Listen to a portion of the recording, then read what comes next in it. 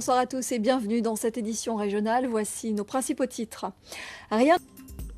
Et puis côté musique, un concert très attendu ce soir à la Casa, celui de la reine de la soca, Alison Hinds. Elle est notre invitée. Ils ont un point commun, la mer, mais rien ne va plus entre eux pourtant. La cohabitation entre des marins-pêcheurs et une entreprise de plongée de bouillante se révèle difficile depuis plusieurs mois. Les relations se sont détériorées à tel point qu'aujourd'hui, les pêcheurs accusent un des responsables de ce club de plongée d'avoir mis le feu à 2 embarcations. Cet homme a été mis en garde à vue, puis relâché. Par ailleurs, plus d'une dizaine de plaintes auraient été déposées, notamment pour menaces de mort. Voyez le reportage d'Emmanuel Gombeau et Olivier Duflot qui se sont rendus sur place. En bref, le conflit qui touchait jusqu'ici uniquement la centrale thermique du Moule va s'étendre à tout le secteur de l'énergie. EDF entrera en grève lundi prochain.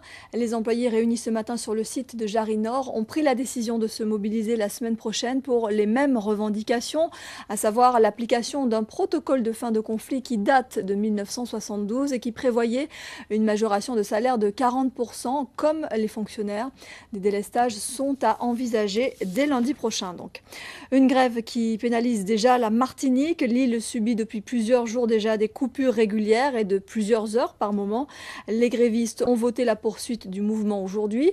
Ce soir, 4 moteurs sur 10 de la centrale de Bellefontaine fonctionnent et 15 à 20 000 foyers sont encore concernés par les délestages. Ces coupures d'électricité pénalisent bien sûr tous les consommateurs, mais se montrent particulièrement gênantes pour certains malades, des patients qui, comme Lucie, atteinte de la maladie de Charcot, sont placés sous assistance respiratoire. Catherine Gognier, Gilles Fillot de Télémartinique. En bref, le préfet de la Guadeloupe a reconnu par arrêté du 14 mars 2011 le caractère de calamité agricole pour les filières suivantes.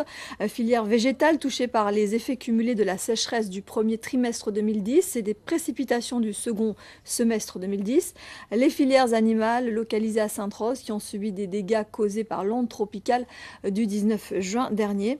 Les producteurs concernés doivent se rapprocher de leurs organisations professionnelles pour la constitution des dossiers.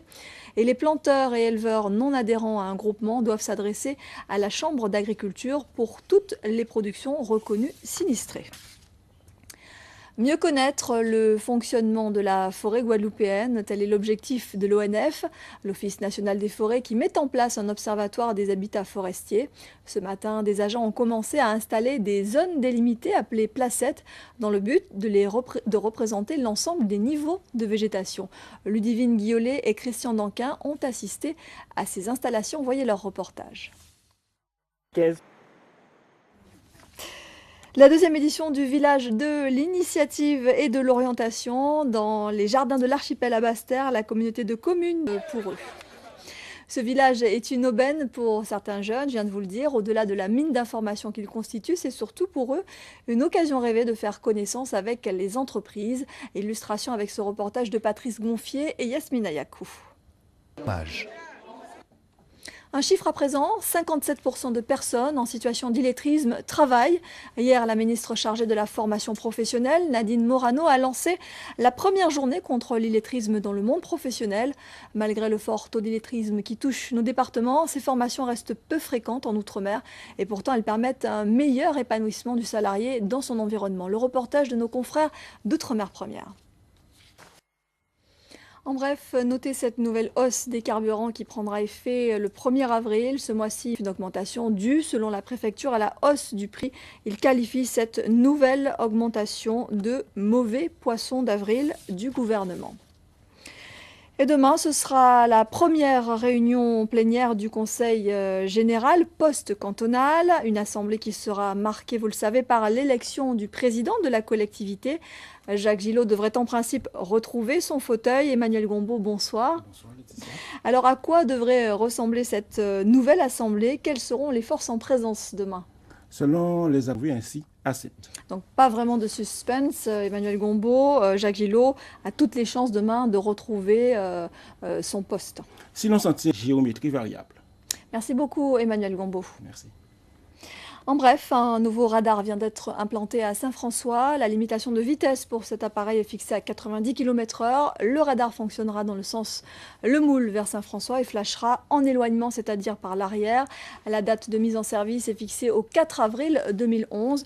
Le département comptera avec ce niveau dispositif 17 radars fixes. Rappelons qu'à ce jour, 14 personnes ont été tuées sur les routes. L'arrivée de ce nouveau radar devrait contribuer à réduire les dépassements de vitesse dans cette zone et permettre ainsi moins de tués sur nos routes.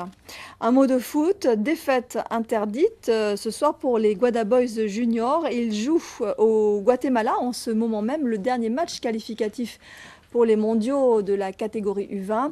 Après leur défaite 2-1 face au Canada lundi, ce soir, ils affrontent le Costa Rica, qui n'est autre que le tenant du titre. C'est dire combien la tâche s'annonce difficile. Musique, ça va bouger ce soir à La Casa. La reine de la soca, Alison Hinds, se produit en concert à l'occasion de la Mi-Carême, une soirée très tonique, colorée à l'image de l'artiste qui est notre invitée. Bonsoir Alison Hinds. Bonsoir. Alors, vous êtes accompagnée de Anna, la traductrice. Alors, en 1996, vous étiez révélée au grand public guadeloupéen et martiniquais, en tout cas avec votre hit Ragamuffin. 15 ans se sont écoulés. Quel regard portez-vous sur ces 15 ans de carrière? Avez-vous le sentiment d'avoir évolué, grandi musicalement? Yes, 15. Soca music, avez-vous quand même été tenté par d'autres styles musicaux? To soca music, but have you been tempted by other styles of music? Yes, definitely. I've gone into reggae. Un groupe haïtien qui s'appelle Alors, vous Harmonique. venez d'évoquer il y a quelques instants un titre, un duo King and Queen. Je vous propose d'en voir un extrait tout de suite.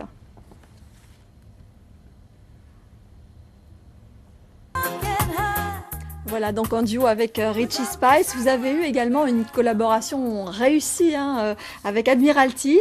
Est-ce que c'est une expérience que vous aimeriez renouveler avec lui ou avec un autre artiste guadeloupéen ou martiniquais par exemple? Alors, avez-vous l'impression que justement cette musique dont vous êtes l'ambassadrice, la soca music, plaît au public francophone des Antilles? On sait que c'est acquis du côté de la Barbade, etc., des îles anglophones, mais ici, chez nous, vous pensez que ça plaît? Excellente. Alors, dernière question pour terminer rapidement. Vous venez d'être nominé aux International Reggae and World Music Awards dans la catégorie meilleur artiste Calypso Soca. Est-ce que c'est pour vous une reconnaissance, un aboutissement? Merci beaucoup en tout cas Alison Hinds d'être venue nous voir sur ce plateau.